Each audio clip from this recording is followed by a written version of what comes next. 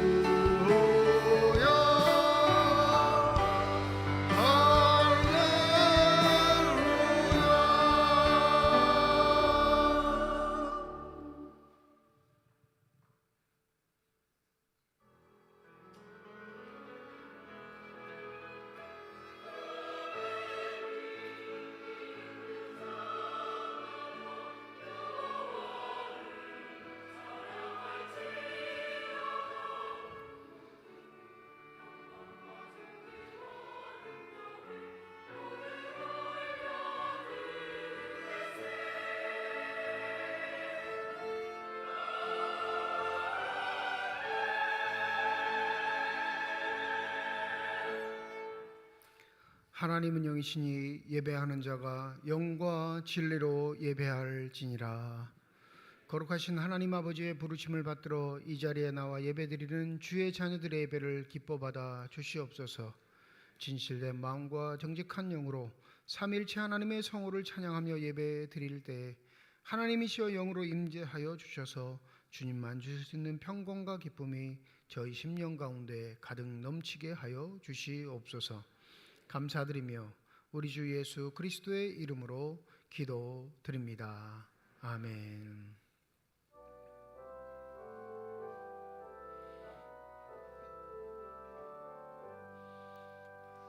다 찬양하여라 전능왕 창조의 주께 내 혼아 주 찬양 평강과 구원의 주님 성도들아 주 앞에 이제 나와 즐겁게 찬양하여라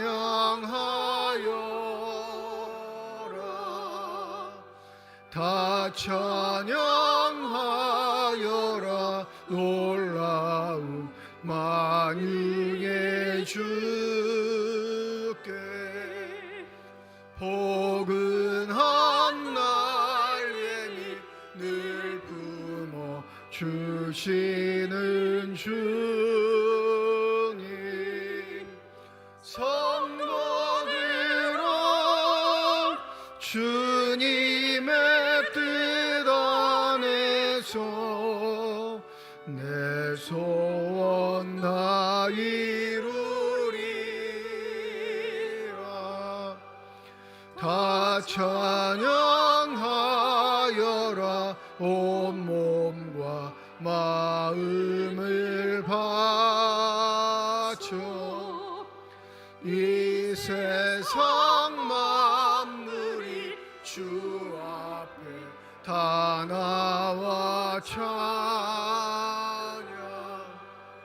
성도들아 기쁘게 소리 높여 영원히 찬양하여라.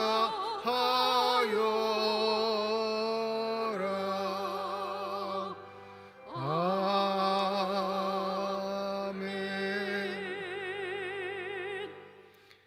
여호와는 나의 빛이요 나의 구원이시니 내가 누구를 두려워하리요.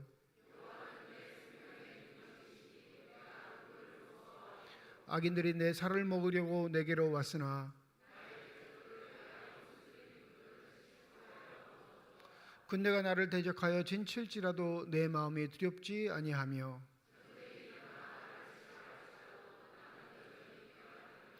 내가 여호와께 바라는 한 가지 일 그것을 구하리니 곧 내가 내 평생에 여호와의 집에 살면서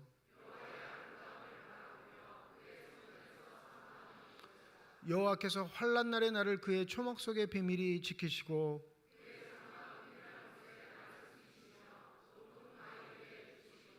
이제 내 머리가 나를 둘러싼 내 원수 위에 들리리니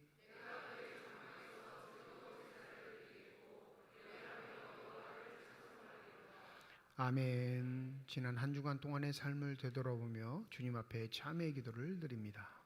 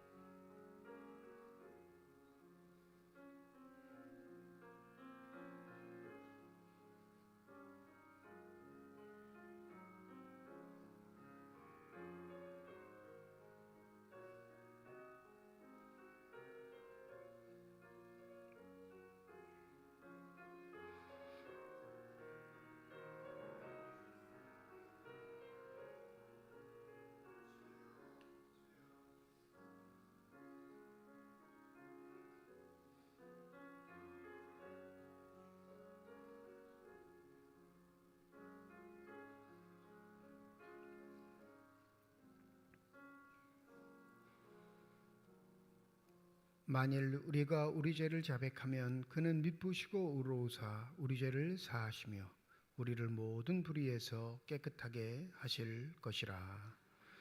나는 전능하신 아버지 하나님 천지의 창조주를 믿습니다. 나는 그의 유일하신 아들 우리 주 예수 그리스도를 믿습니다. 그는 성령으로 잉태되어 동정녀 마리아에게서 나시고 본디오 빌라도에게 고난을 받아 십자가에 못 박혀 죽으시고 장사된 지 사흘 만에 죽은 자 가운데서 다시 살아나셨으며 하늘에 오르시어 전능하신 아버지 하나님 우편에 앉아 계시다가 거기로부터 살아있는 자와 죽은 자를 심판하러 오십니다. 나는 성령을 믿으며 거룩한 공교회와 성도의 교제와 죄를 용서받는 것과 몸의 부활과 영생을 믿습니다. 아멘.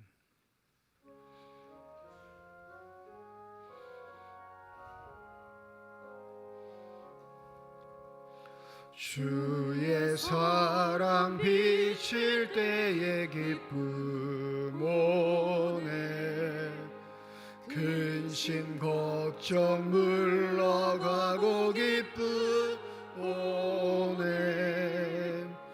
기도하게 하시며 희미한 것 물리쳐 주의 사랑 비칠 때 기쁨 오네 그 큰 사랑 내 마음속에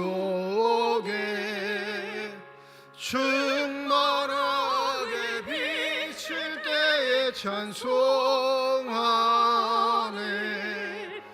그 큰 사랑 내 맘속에 화평함과 기쁨 주네 그 큰 사랑 주의 사랑 비칠 때에 이 세상은 아름답고 활기차게 다 변하네 화평 중에 내 영혼 영광스런 새 생명 다시 찾게 되었네 그 큰 사랑 그 큰 사랑 내 마음속에 충만하게 비칠 때에 찬송하네 그 큰 사랑 내 마음속에 화평함과 기쁨 주네 그 큰 사랑 주의 사랑 비칠 때에 이 세상은 어둠 슬픔 주 안심이 다 사라져 우리들의 가는 길 밝히 비춰주시며 복을 받게 하시네 그 큰 사랑 그 큰 사랑 내 마음속에 충만하게 비칠 때에 찬송하네 그 큰 사랑 내 마음속에 화평함과 기쁨 주네 그 큰 사랑 주의 사랑 비칠 때에 그 화채가 찬란하게 우릴 둘러 비치겠네 세상 모두 이기고 천국 생활할 때도 주의 사랑 비치네 그 큰 사랑 그 큰 사랑 내 마음속에 충만하게 비칠 때에 찬송하네 그 큰 사랑 내 마음속에 화평함과 기쁨 주네 그 큰 사랑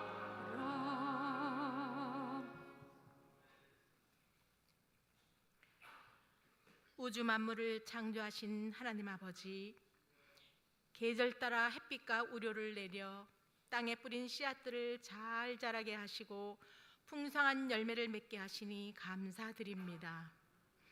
계절의 변화 속에서 창조주 하나님께 감사하며 찬양과 영광을 올려드립니다. 이 시간 성령으로 역사하시사 신령과 진정으로 드려지는 거룩한 예배 되게 하옵소서. 거룩하신 하나님 아버지, 이 시간 겸손히 주님 앞에 나와 회개합니다. 주님의 정결한 능력으로 저희들의 허물을 씻어 주시옵소서. 마음의 꺼리낌이 사라지게 하시고 양심에 화인 맞는 자가 되지 않게 하옵소서. 그리스도 보혈의 피로 저희들의 심령을 깨끗이 씻어 주시고 성결하게 하여 주시옵소서. 항상 하나님의 말씀에 순종하며 살아가게 하시고 거룩한 빛 가운데 걸으며 주님의 거룩한 본성을 반영할 수 있도록 인도하여 주시옵소서. 살아서 역사하시는 하나님 아버지, 삼척시 성시와 부흥회를 통하여 얻은 은혜의 말씀이 아직도 살아서 역사하사 심령을 감격하게 합니다.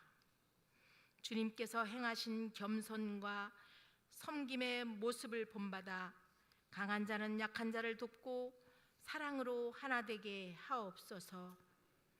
오직 성령 충만의 은혜 안에서 놀라운 하나님의 능력이 임하사 간절히 기도하게 하시사 하늘 문을 열어 주시옵소서.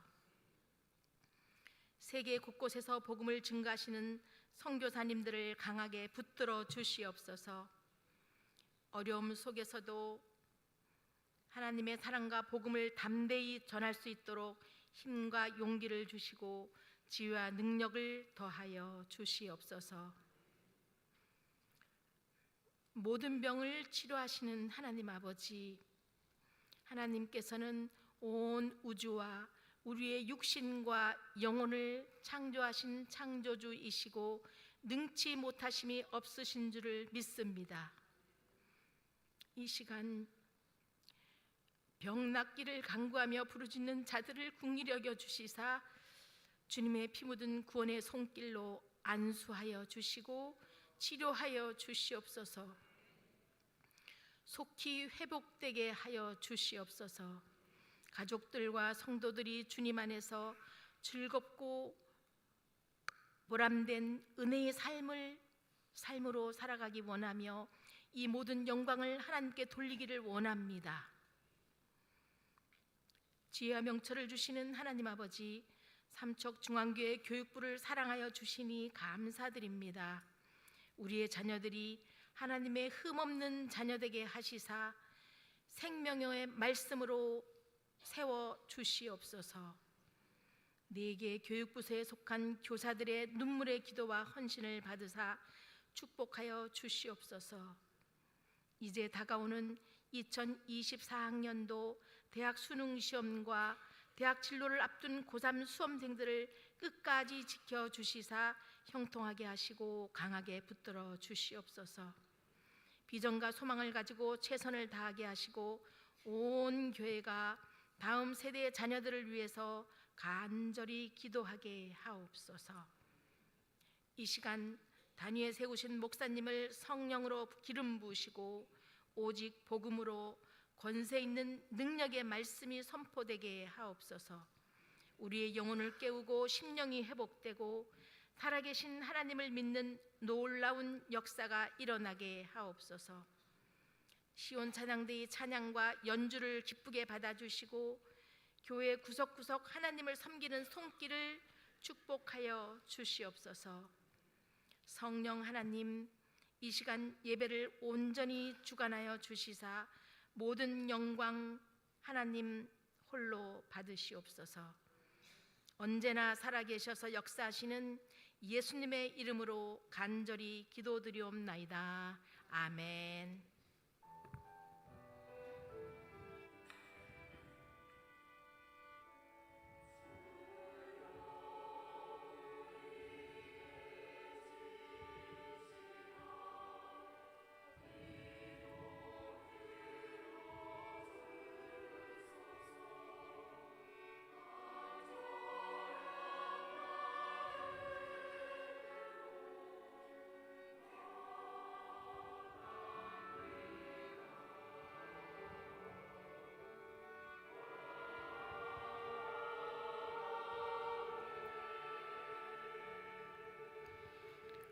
성령 강무 25번째 주일 우리에게 주신 하나님의 말씀입니다. 구약성경 시편 8편 1절에서 9절 말씀, 신약성경 마가복음 10장 2절에서 16절까지의 말씀입니다.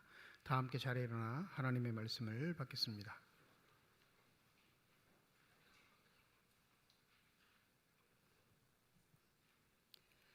오늘 우리에게 주시는 하나님의 말씀입니다. 여호와 우리 주여, 주의 이름이 온 땅에 어찌 그리 아름다운지요. 주의 영광이 하늘을 덮었나이다. 주의 대적으로 말미암아 어린아이들과 젖먹이들의 입으로 권능을 세우시며 이는 원수들과 보복자들을 잠잠하게 하려 하심이니이다. 주의 손가락으로 만드신 주의 하늘과 주께서 베풀어 두신 달과 별들을 내가 보오니 사람이 무엇이기에 주께서 그를 생각하시며 인자가 무엇이기에 주께서 그를 돌보시나이까. 그를 하나님보다 조금 못하게 하시고 영어와 정기로 간을 씌우셨나이다. 주의 손으로 만드신 것을 다스리게 하시고 만물을 그의 발 아래 두셨으니 곧 모든 소와 양과 들 짐승이며 공중의 새와 바다의 물고기와 바닷길에 다니는 것이니이다. 여호와 우리 주여, 주의 이름이 온 땅에 어찌 그리 아름다운지요. 아멘.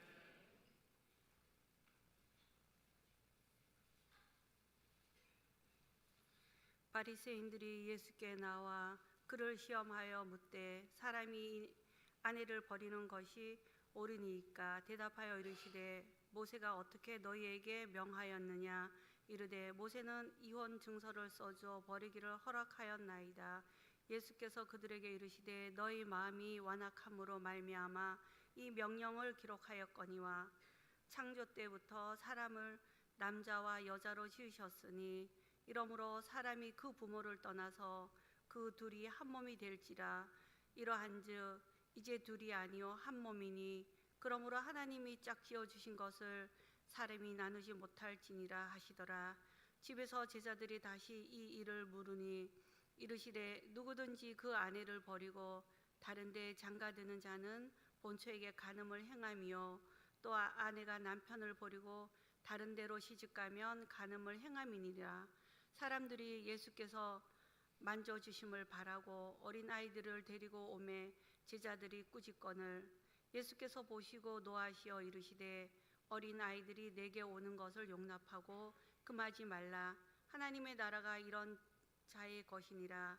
내가 진실로 너희에게 이르노니 누구든지 하나님의 나라를 어린아이와 같이 받들지 않는 자는 결단코 그곳에 들어가지 못하리라 하시고 그 어린아이들을 안고 그들 위에 안수하시고 축복하시니라.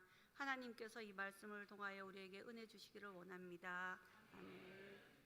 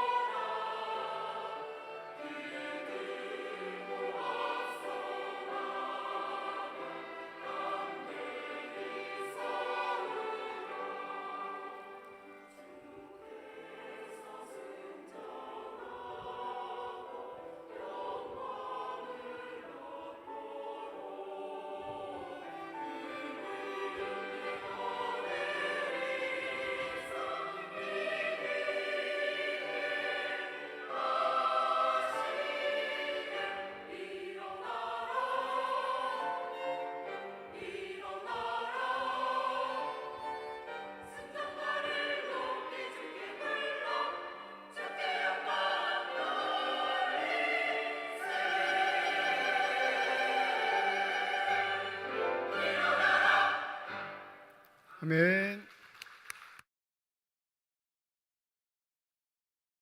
하겠습니다.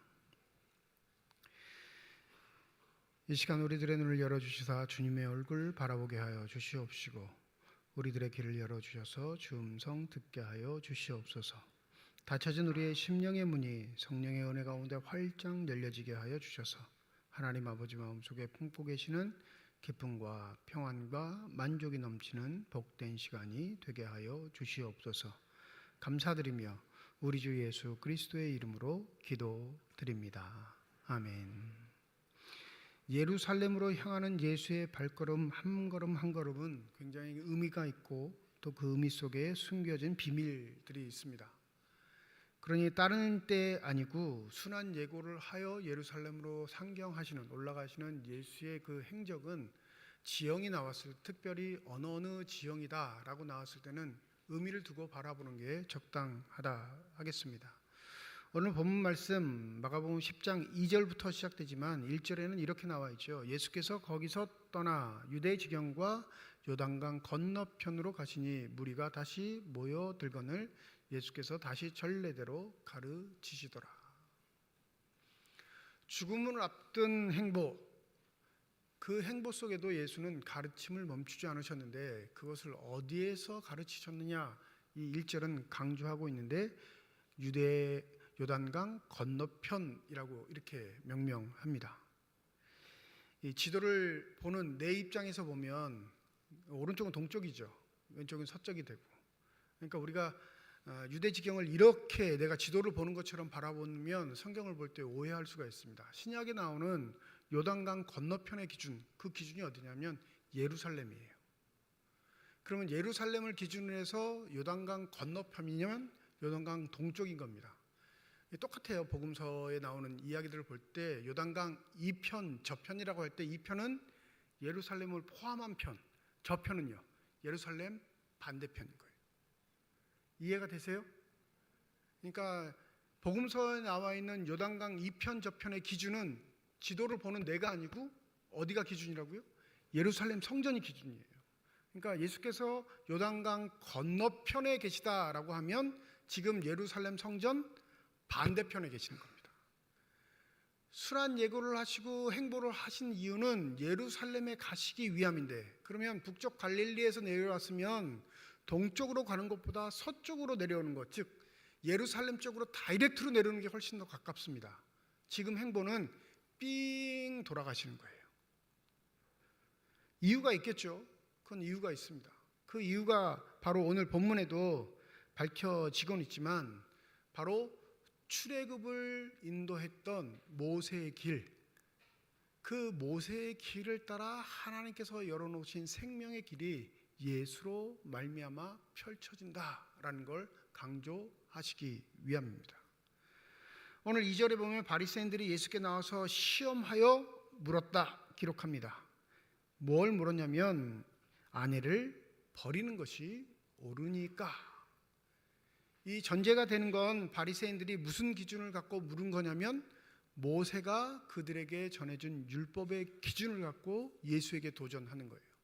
시험하여 물었다라는 이유도는 옳다고 말해도 그르다고 말해도 다 함정에 빠질 수밖에 없는 요소가 있다라는 걸 우리에게 암시하고 있습니다. 아내를 버리는 것, 이것이 옳습니까? 바리새인들이 물어요. 이혼의 문제이죠. 여러분들은 이혼에 대해서 어떻게 생각하고 계십니까? 살다가 마음이 안 맞으면 헤어질 수도 있지 이렇게 생각하시나요? 왜 아무 대답도 안 하시죠? 죽어도 이혼하는 건 안 돼 이렇게 생각하시나요? 아마 대부분 보편적인 사고는 목사님 상황에 따라 달라요. 그게 우리의 마음일 거예요. 그죠? 바리새인들이 이렇게 묻는 건, 예수께 묻는 건 근거가 없는 게 아니라 근거가 있는데 그 근거는 뭐냐면 하나님이 이스라엘 민족에게 주신 율법의 기준이에요. 그럼 율법의 기준이 있으면 그 이혼하는 문제를 물을 필요는 없잖아요.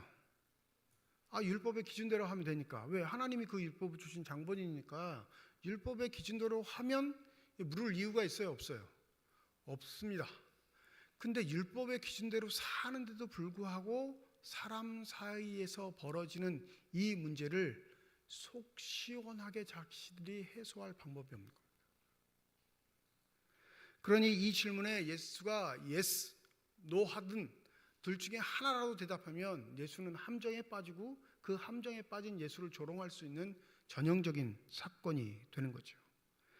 3절에 예수가 이렇게 묻습니다. 모세가 어떻게 너희에게 명하였느냐? 대답은 잘하죠. 바리새인들이니까 얼마나 율법에 정통하겠어요. 4절 우리 한번 읽어보시죠. 4절입니다. 시작. 이르되 모세는 이혼 증서를 써주어 버리기를 허락하였나이다. 지금 요단강 건너편, 즉 요단강을 건너가야 예루살렘을 들어갈 수 있는데 그 건너편 가나안 땅을 앞두고 있는 모세와 그 출애굽 백성들, 그 상태를 생각하시면 돼요. 이제 하나님의 율법을 가지고 가나안 땅에 가서 살게 될 텐데 하나님은 이들에게 이혼에 관한 율법을 이미 신명기 24장을 통해 주셨습니다. 신명기 24장, 사람이 아내를 맞이하여 데려온 후에 그에게 수치되는 일이 있음을 발견하고 그를 기뻐하지 아니하면 이혼 증서를 써서 그 손에 주고 그를 자기 집에서 내보낼 것이요 그 여자는 그의 집에 나가서 다른 사람의 아내가 될 것이니라. 두 가지를 얘기해요. 남편에게 수치스러운 일이 있을 때 이혼 증서를 써주래요. 또 한 가지는 남편이 기뻐하지 아니할 때. 이게 율법의 규정입니다. 그럼 율법은 이혼을 허락해요? 허락하지 않아요? 제가 지금 한글말로 설교를 하고 있죠? 이혼 증서를 써주는 경우가 두 경우인데 남편이 수치를 당했을 때, 수치스러운 일이다 라고 여겼을 때, 또 한 번 남편이 기쁨을 누리지 못할 때, 그 마음에 기쁨이 없을 때 이혼 증서를 써주라 하니까 율법의 규정은 이혼을 허락해요? 허락하지 않아요? 허락하죠. 이혼 증서 써주고 내보내라니까. 뭐 이상한 말 하려고 묻나? 그런 거 아니에요. 지금 거지것대로 묻는 거예요. 그러니까 모세 오경의 기준은 이혼을 허락한다 안 한다? 허락해요. 근데 기준이 중요하죠. 그 판단은 부인이 해요? 남편이 해요? 남편이 합니다. 유대사에서 이게 갈라져 있어요. 그 기준이. 남편이 판단하긴 하는데 이혼 증서를 써줄 수 있는 사건이 뭘까? 보수적인 데는 간음이라고 합니다. 간음. 유대의 학문적인 종파들인데 샴마이하고 할렐이라는 학파가 있습니다. 지도자의 이름을 따서 그 학파라고 하는 거예요. 샴마이, 힐렐, 이 다 사람 이름이에요. 샴마이는 아주 보수적이죠. 여인이 음란한 일, 음행한 일들을 벌였을 때에는 이혼 증서를 써주라 합니다. 근데 조금 과격한 힐렐은 뭐라고 하냐면 남편의 기준이니까 뭐에 초점을 맞추면 그를 기뻐하지 아니하면, 함께 사는 부인이 자신의 마음에 흡족하지 아니하면 이혼 증서를 써주라고 했으니까 이건 해석의 방법이거든요. 기쁨의 요소가 여러 가지가 있죠. 네, 나는 진밥을 좋아하는데 자꾸 부인이 된밥을 하면 마음이 기뻐요? 슬퍼요? 뭐 슬프기까지는 안 하겠지만 괴롭죠. 이혼 사유에 해당됩니다. 요새는 뭐 쿠쿠가 다 해주니까 이혼 사유가 없겠지만, 네? 진짜 유대 문헌에 나와요. 밥을 태운 부인을 이혼 증서를 써줘 내보라, 보내버리는 일이다. 뭐에 걸리는 거죠? 남편의 기준에 나에게 기쁨이 되지 않는 존재.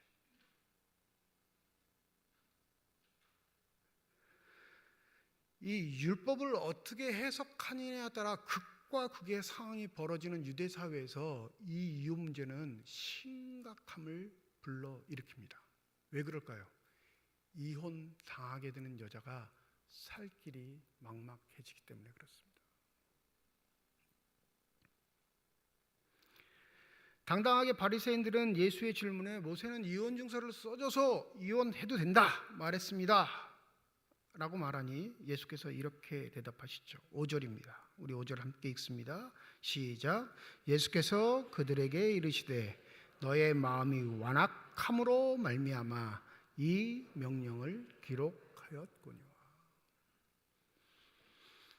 철두철미하게 문자적 기록의 율법을 의지하고 있던 바리새인들에게 이 이혼 증서는 자신의 삶의 떳떳함입니다.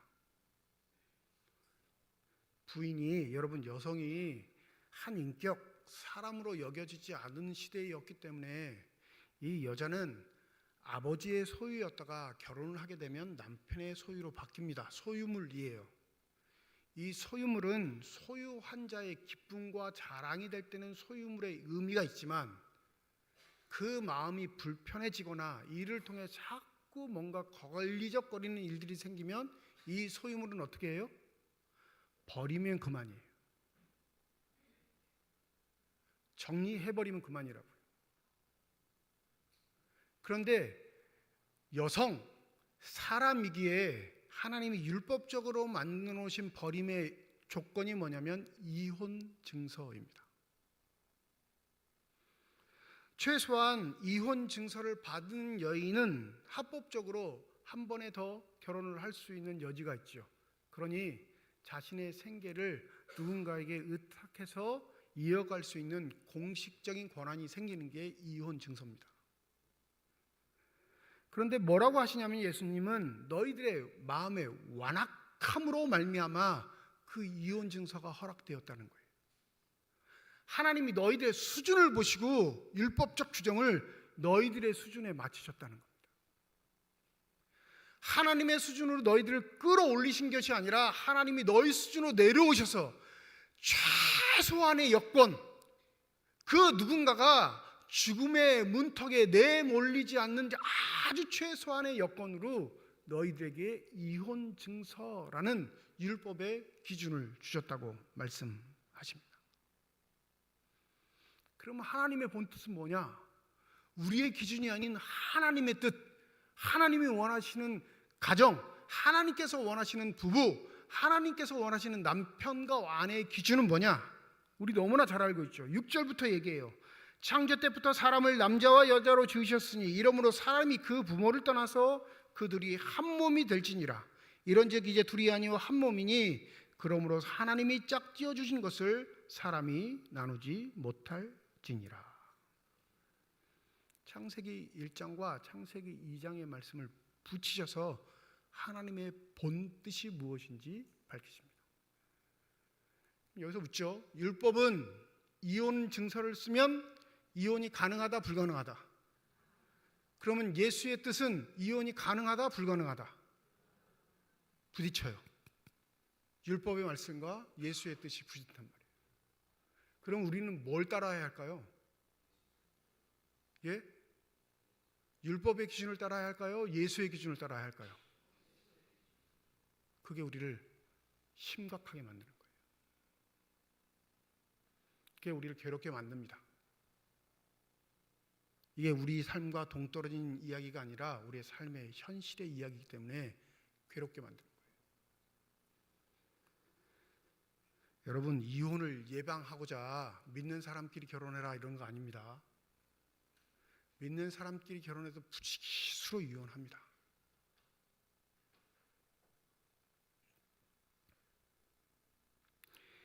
예수의 이 강력하신 말씀, 이게 단지 흘려버리는 우리 시대의 사고와는 동떨어진 이야기니까 아이 참 예수님 너무하시네 이러고 무시해 버릴 정도의 말씀이라면 이 성경에 기록이 되지 않았겠죠. 마태복음에 보면 산상수훈의 말씀을 하시면서 살인, 간음, 이혼 세 번째로 등장하는 게 이혼의 문제입니다. 근데 보세요. 이 이혼은 살인과 간음을 다 포함하고 있는 요소가 있습니다.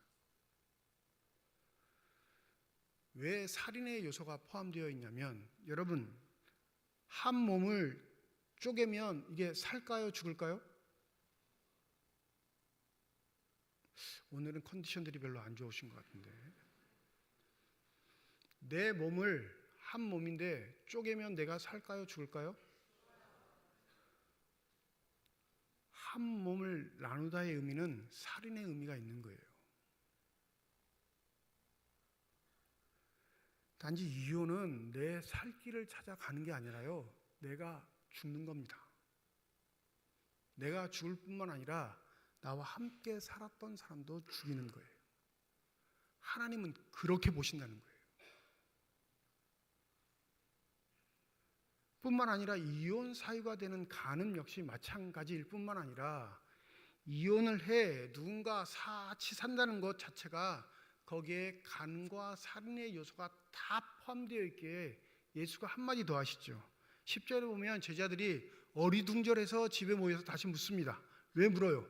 주님, 우리는 신명기의 율법대로 살아온 게 전통이었는데 어떻게 이혼하지 말라고 하십니까? 궁금할 수밖에 없잖아요. 자신들은 하나님의 율법의 기준으로 지금까지 살아와서 자부하며 살았는데 예수라는 사람이 아니 그 율법은 너희가 너무나 완악해서 하나님이 어쩔 수 없이 주신 법이야. 하나님의 본뜻은 여기 있어. 그러면서 하시는 풀이가 뭐죠? 11절과 12절. 누구든지 그 아내를 버리고 다른 데 장가드는 자는 본처에게 간음을 행하며 또 아내가 남편을 버리고 다른 데로 시집가면 간음을 행함이니라. 이혼 속에 살인과 간음이 다 포함되어 있는 겁니다. 이혼 증서가 필요 있다? 필요 없다? 없다. 하나님의 본뜻은 그거 다 아무짝에 쓸모없다는 거예요.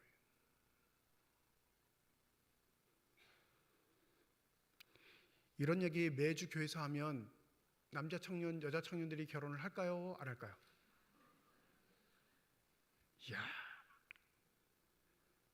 나 죽는 건 내가 알아서 할 일이니까 괜히 결혼해서 남 죽이는 일은 하지 말아야지. 이 방어적이 되죠.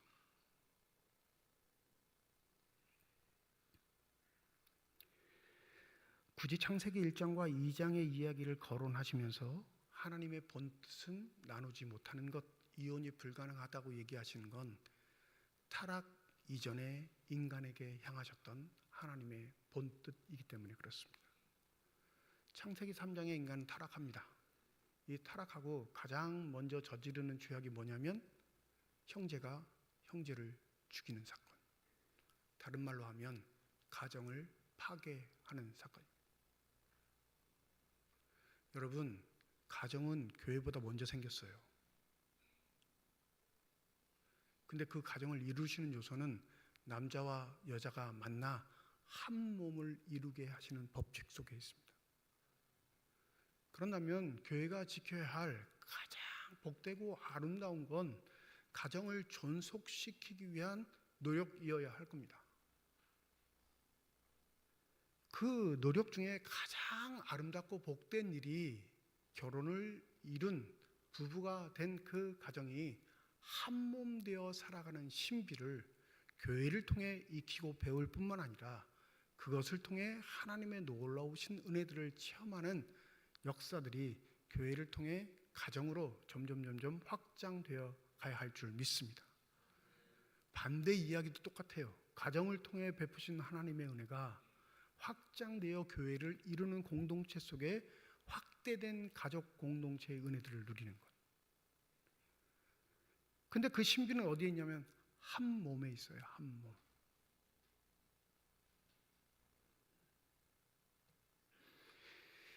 싸우는 이유가 있죠. 싸우는 이유가 있습니다. 왜 싸울까요? 우리 대한민국의 이혼 사유 1위가 뭔지 아세요? 성격 차이. 원래 성격이 달라요, 여러분. 그건 이유가 되지 못합니다. 부모하고도 나도 다른데. 그게 세상의 주류, 사고방식. 성격 안 맞으니까 성격 맞는 사람하고 만나서 행복하게 살아야지. 살아보세요. 되나 그게? 그 본질과 상관없이 구차적인 일에 마음이 쏠리는 거예요. 나는 커피를 좋아하는데 당신은 녹차를 좋아해? 우리 다르네. 성격 차이가 아니라요. 그것은 한 몸이 되려는 의지 자체가 없는 거예요. 우리 몸에는 깨끗한 것도 있지만 더러운 것도 있습니다. 이해하세요? 아침에 교회 오시기 전에 거울 보고 예쁜 거 발라서 그럴듯하게 보이지, 그 피부를 한꺼풀 벗기고 교회 오면 비명소리가 날까요? 웃음소리가 날까요? 똑같이 나예요. 나, 제3자가 아니라 이 살갗이 있는 것도 나, 살갗을 벗겨서 등장하는 것도 난데, 여러분, 내가 보고 싶어 하는 것만 보아서, 내가 바라는 것만 보아서 내가 그럴듯하지, 내가 보기 싫은 모습을 계속 내가 주시하면 나는 그 누구 앞에도 등장하지 못합니다. 한 몸인, 내 몸인 나도 내가 용납하지 못하는 게 있는데, 둘이 만나 하나가 된다면 그 하나됨이 용납할 것만 있을까요? 그래서 하나님의 은혜가 필요한 겁니다. 그래서 하나님의 손길이 필요한 거고요. 그래서 하나님의 도우심이 필요한 줄 믿습니다. 가정을 하나님이 세우셨으면 이 두 사람이 만나는 건 전적으로 두 사람의 의지만 발동될까요? 보이지 않는 하나님의 손길이 발동될까요? 두 가지 다예요. 여러분이 이 교회를 선택하신 건 내 의지가 강하게 발동되었긴 하지만 우리의 믿음의 고백은 보이지 않는 하나님이 날 이 교회로 보내셨다라는 신앙 고백이 있습니다. 믿으십니까? 그래서 교회에서 조금 서운한 일을 당해도, 못마땅한 일을 만나도 버티는 거예요. 내 성질 같아선 딴 데 가고 싶지만 이곳에 있는 이유는 보이지 않는 하나님의 뜻, 하나님의 예비하심이 있다고 어렴풋이 내가 믿기 때문에 견뎌보는 겁니다. 가정은 더 하지 않겠어요? 가정은 더 하지 않겠습니까? 가정을 만드신 분이 하나님이시고 그 가정을 통해 생명체를 존속시키며 하나님의 나라를 확장시키는 게 하나님의 수단과 방법이라면, 그 가정 속에 내 의지와 뜻, 결단만 있는 게 아니라 보이지 않는 하나님의 뜻, 의미가 있음을 잊지 마시기 바랍니다. 그러니 우리가 전력하는 건 한 몸 되어 살아갈 수 있는 삶의 힘들을 길러내는 겁니다. 근데 세상은 그렇지 않죠. 야, 네 삶을 살아, 네 삶을. 왜 그러고 사니?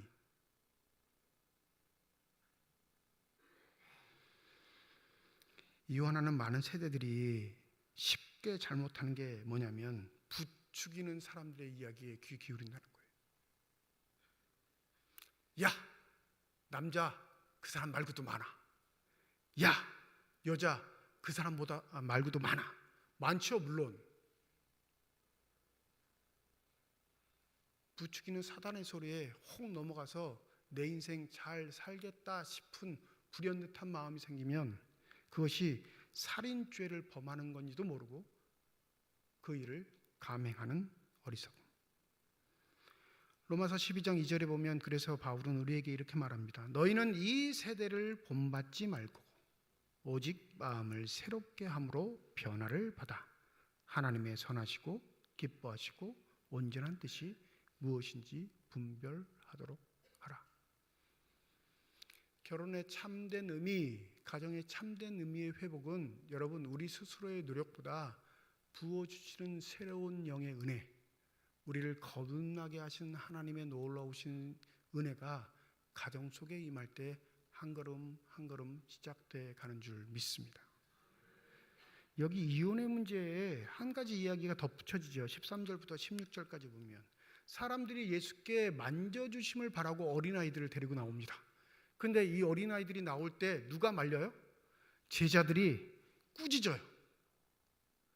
근데 여기서 주목하셔서 보실 건, 예수님이 오셨으니까 우리 아이들 축복기도 받아야겠다라고 데리고 나온 것 아닙니다.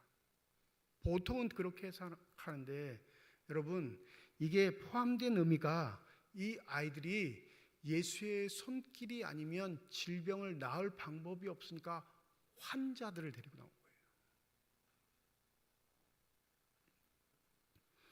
아이들도 소유물이니까 내 가정에 이 아이가 역할을 하지 못하면 어떤 일이 벌어질까요?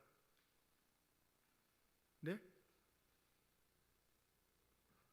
저를 되게 이상한 놈으로 자꾸 쳐다보시는데 무슨 얘기를 하실 거라고 저러나. 버려요, 여러분. 유기합니다. 그래서 초대교회 때 교회가 사회의 역할을 할 수 있는 가장 큰 역할 중에 고아와 과부를 돌보라는 명령이 있는 겁니다. 과부는 이혼을 당한 자, 고아는요 버림을 당한 자. 둘 다 공통적인 요소는 버림을 당한다는 거예요. 그래서 과부는 창녀가 되지 않으면 삶을 이어갈 수 없고요, 고아는 누군가 거두어들이지 않으면 생명을 이어갈 수 없습니다. 우리의 정서가 아니에요, 여러분. 지금 2000년 후 현대 사회에 자녀를 어떻게 버려? 아니요, 고대 사회는 버렸어요. 효용 가치가 없으면. 그 효용 가치가 떨어지는 게 뭐예요? 병든 거예요.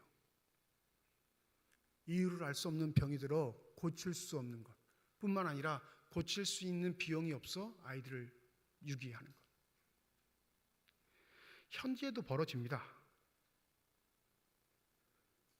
아이들만치 끔찍히 생각하는 게 애완견, 애완묘인데, 여러분 분양하는 분양소에 가면 이쁘고 잘생기고 똘망똘망 하는 아이들은 다 서로 가져가겠다 난리예요. 누구나 가져갈까요?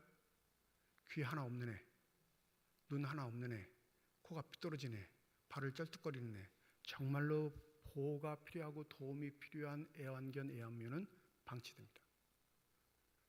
그럼 어떻게 될까요? 시간이 지나면 안락사시켜요. 못생겼다고, 기능 못할 거라고, 건강하지 못할 거라고 여전히 죽어가는 건 이 세계도 마찬가지인데, 2000년 전에는요 아이들이 애완견, 애완묘보다 더 못했어요. 그런 절실한 거죠, 예수의 만져주심은. 다른 말로 하면 치유와 회복을 통해 이 아이가 우리 가정의 자리에 있을 수 있는 간절함. 이 부모들은 그나마 예수를 믿고 확신하는 거예요. 버리지 않고 예수께 마지막 소망을 두고 나왔는데 제자들이 어떻게 한다고요? 데리고 가라고. 예수가 노하십니다. 그리고 이 아이들을 안고 축복하시고 치유하시고 회복하시죠. 여러분, 로마 제국 사회에서 유대인들의 성향적 생활 풍습이 좀 달랐다 하더라도 아주 공통특징이 있는데, 자신의 아이를 안을 수 있는 건 부모와 노예뿐이었어요. 부모는 당연히 자기의 아이니까 안지만 부모가 아닌 사람이 아이를 건드리는 경우는 없어요. 누구만 건드릴 수 있냐면 노예, 그 아이를 돌보는 노예만 그 아이를 만지고 안을 수 있고 보살필 수 있었습니다. 이게 로마 제국 시대 법이에요. 그러면 부모가 아닌 예수는 이 아이를 안는다는 건 무슨 의미죠? 이 아이의 노예가 된다는 소리예요. 내가 네 몸종이 된다는 겁니다. 내 위치를 깎아서 내려와 너를 살릴 수만 있다면 언제든지 그렇게 하겠다는 의지의 표현이 예수께서 이들을 만지신 사건에서 나오는 겁니다. 과연 이 예수의 태도를 우리의 가정에 대입시키려면 한 몸이 쪼개지는 일이 있을까요? 한 몸이 더 공고하게 건강하게 살아가는 일들이 펼쳐질까요? 25%, 30% 아니다 50%다 라고 싸우는 게 현재 대한민국의 현실입니다. 10커플 결혼하면 2-3가정뿐만 아니라 5가정까지 이혼하는 현실. 거기에 교회는 입 닫고 있습니다. 제발 부탁인데 신랑 신부 되는 그런 교회에서 하는 프로그램 보내지 마세요. 네? 아버지 학교, 어머니 학교 이런 데 보내지 마시라고요. 거기 가서 기껏 배우는 게 얼굴 쳐다보고 사랑합니다 10번씩 말해보세요. 이런 처세로 이 문제가 해결됐으면 2000년 전에 이미 끝났습니다. 우리 우리가 간구해야 할 건 단 한 가지. 주의 영이 임하셔서 주께서 원하시는 뜻들을 내 뜻보다 앞세우지 않고 하나님께서 원하시는 그 한몸됨의 삶의 취지가 우리의 삶에 임하기를 기도하며 간구하며 살아가는 삶의 자세일 줄 믿습니다. 더불어 이 일에 낭망하고 실패하고 뿐만 아니라 큰 상처를 지고 우리 주위에 있는 사람들이 있습니다. 그래서 야고보 사도는 우리에게 이렇게 말합니다. 야고보서 1장 27절입니다. 하나님 아버지 앞에서 정결하고 더러움이 없는 경건은 곧 고아와 가부를 그 환난 중에 돌보고 또 자기를 지켜 새 속에 물지 아니하는 그것이니라. 지난주 부흥회가 있었는데 강사 목사님 이야기 들으셨죠? 엮이는 가정. 아버지가 어머니를 폭행하는 가정에서 자란 분. 식사를 하다가 사석에서 이제 그 얘기가 나왔어요. 어머니 얘기. 어머니가 병들어서 이제 곧 죽을 것 같아. 해서 이 목사님 어머니한테 말씀하셨대요. 엄마, 천국 가면 아버지 꼭 만나세요. 그러니까 어머니가 뭐라고 하셨게요? 강사님 말씀이에요. 뭐라 그럴게요? 나 천국 안 간다. 남편 만날 거면 천국 안 간대요.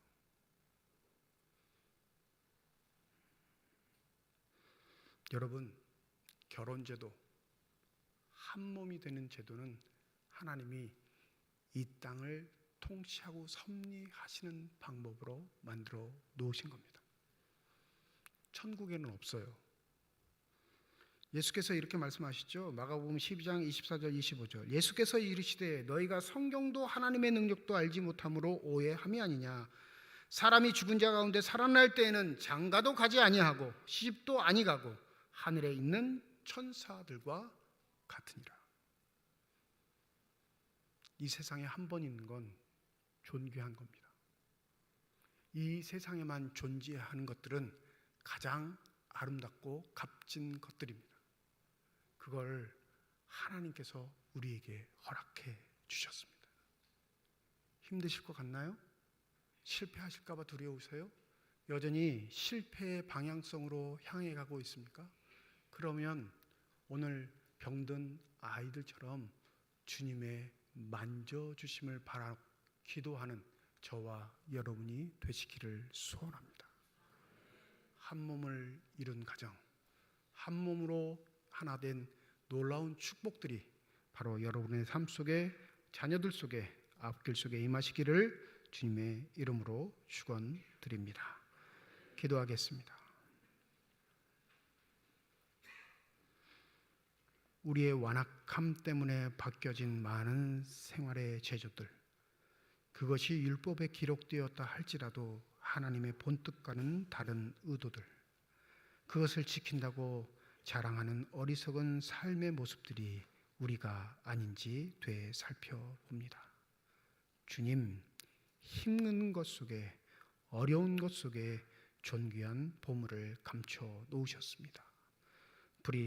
우리 삼척중앙교회에 속한 모든 가정들 속에 한몸 되는 은혜를 더하여 주시옵시고 그 생명 공동체 속에 하나님의 온전한 뜻들과 축복들이 넘쳐나게 하여 주시옵소서.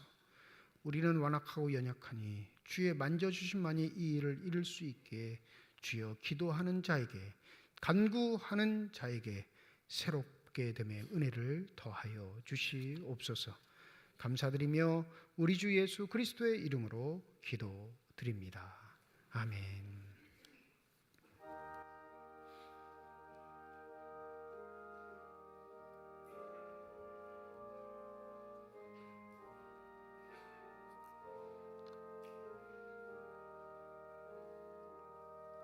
주 예수여 은혜를 내려주사 보충 많게 하옵소서. 이 줄이고 목마른 나의 맘에 주 성령을 부으소. 주 예수여 충만한 은혜 내 영혼에 부소서.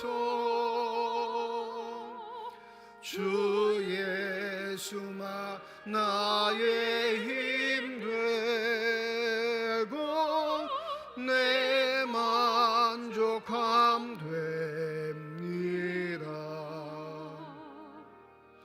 내 마음에 임하신 주의 성령 늘 계실 줄 믿습니다.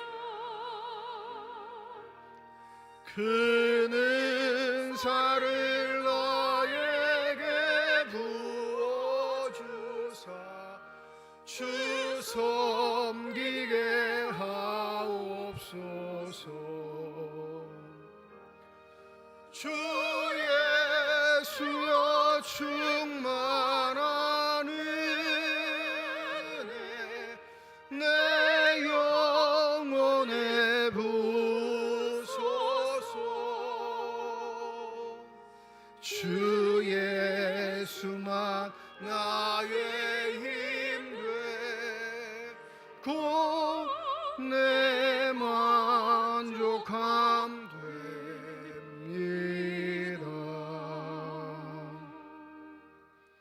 김동규 장로님 가정에서, 이준낙 집사님 가정에서, 김재경 장로님 가정에서, 강석주 집사님 가정에서, 김영숙 집사님 가정에서, 방인숙 권사님 가정에서, 윤정을 집사님 가정에서, 조수동 집사님 가정에서, 한동우 안수 집사님 가정에서 건축 헌금 드리셨습니다.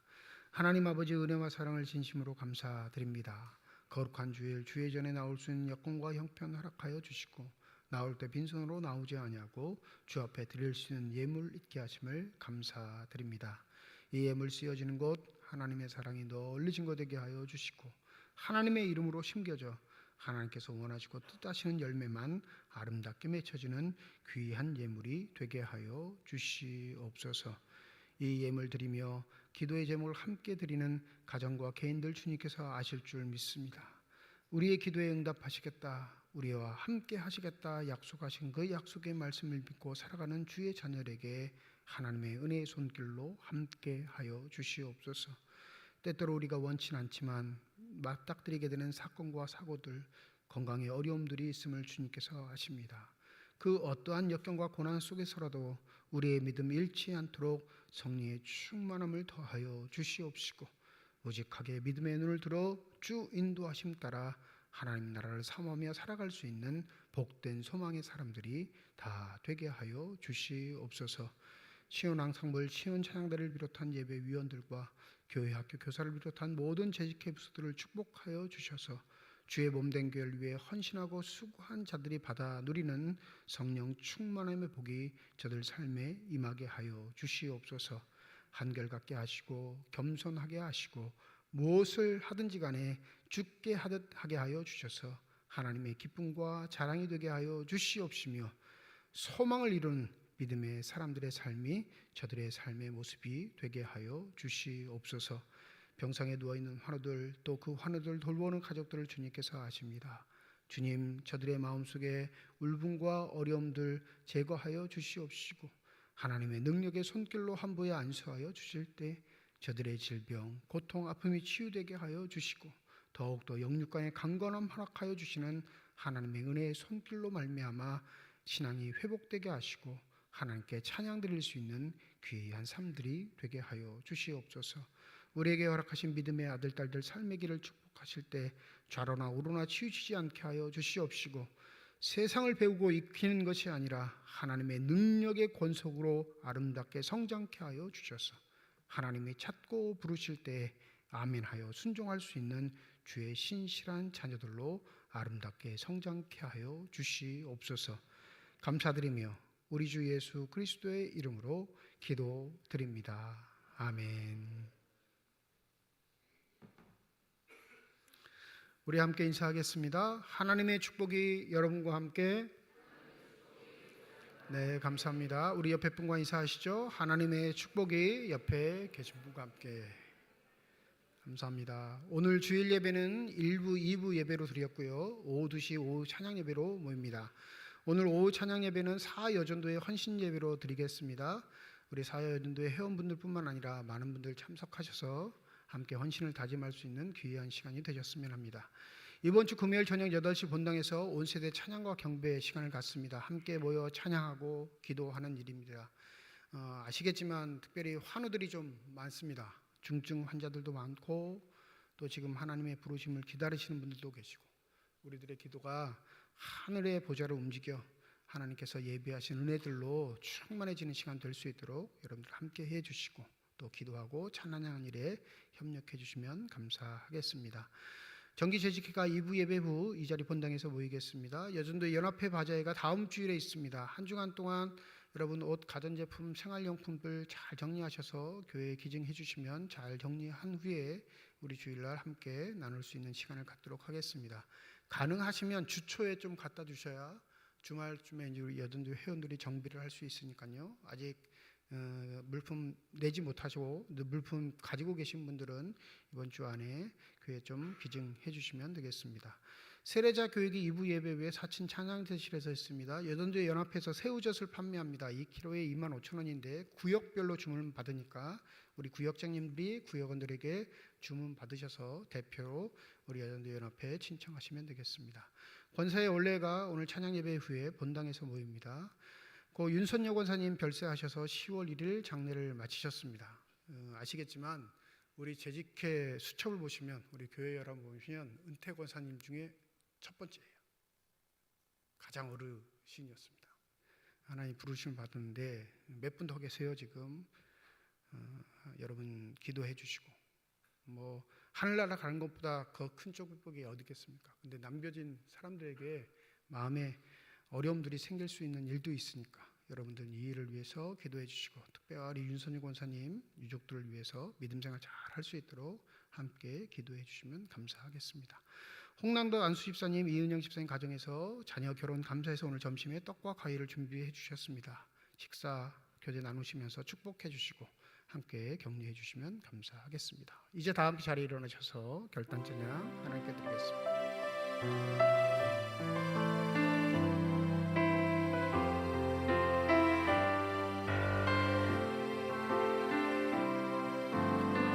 주님 다시 오실 때까지 나는 이 길을 가리라.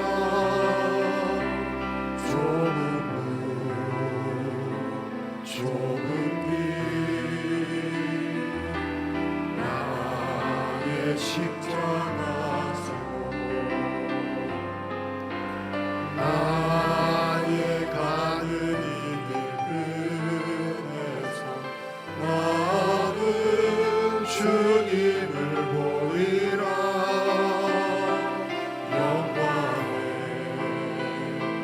내 주님